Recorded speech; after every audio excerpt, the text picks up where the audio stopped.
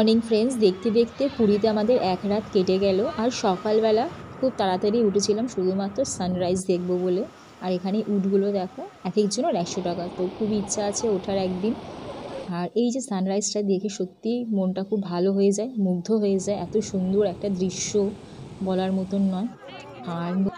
আর নৌকা নিয়ে মাছ নিয়ে আসছিল, তো অনেকগুলো নৌকাই এসছিল আর মানুষ ভিড় করে আছে, অনেকেই মাছ কিনছে, টাটকা মাছ। তো আমরাও দেখেছিলাম, খুব ভালো ভালো মাছ ছিল। দেখো, যখন নৌকাগুলো নিয়ে আসছে সবাই ঘিরে নিচ্ছে মাছ কেনার জন্য।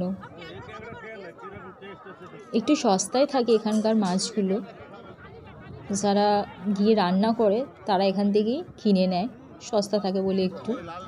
আর এখানে মুক্তো লাল পলা বিক্রি হচ্ছিল, জানি না এটা অরিজিনাল কিনা, তবে আমরা নিইনি। 200 টাকা 150 টাকা করে দাম বলছিল। জানি না এগুলো সত্যি আসল মুক্তো নাকি পুঁতি, ঠিক বুঝতে পারিনি আমরা, তো আমরা নিইনি, দেখছিলাম। বলছে কত দেবে?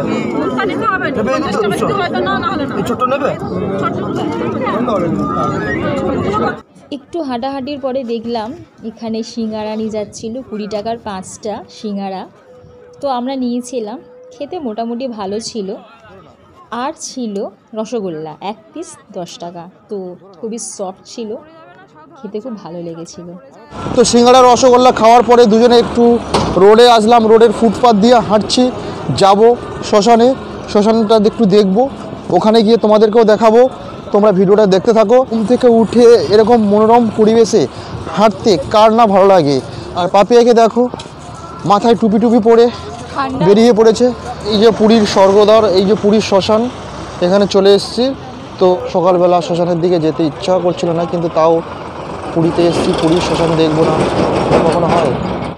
সোজা চলে গেলাম বাজারে, বাজার থেকে কিছু জিনিস কেনাকাটা করলাম, কেনাকাটা করে নিয়ে বাড়ি চলে আসলাম। আর হয়তো ওদের ভিডিও করেছিলাম বলে ওরা খুব রাগ করেছে, তাই রান্নার সময় এরকম একটা ঘটনা ঘটেছে। দেখো,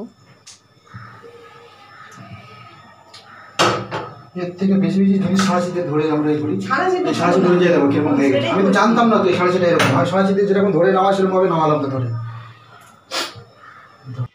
রান্না কমপ্লিট করে সোজা আমরা চলে গেলাম সমুদ্রে স্নান করার উদ্দেশ্যে। মানে কখন সমুদ্রের পাড়ে যাব সেটাই ভাবছিলাম, যতক্ষণ না যাচ্ছিলাম মনটা অস্থির হয়ে যাচ্ছিল। স্নান করব, সেই একটা আনন্দ। আর সামনেই দেখছিলাম শশা বিক্রি হচ্ছে, বিট নুন মাখিয়ে লঙ্কা গুঁড়ো দিয়ে।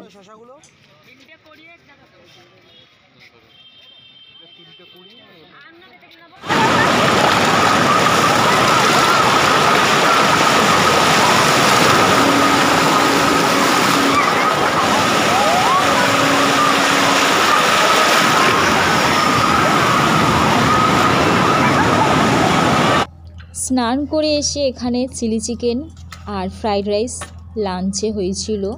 তো খুবই টেস্টি হয়েছিল খাবারটা, রাহুল বানিয়েছিল, অসাধারণ, জমিয়ে খেলাম।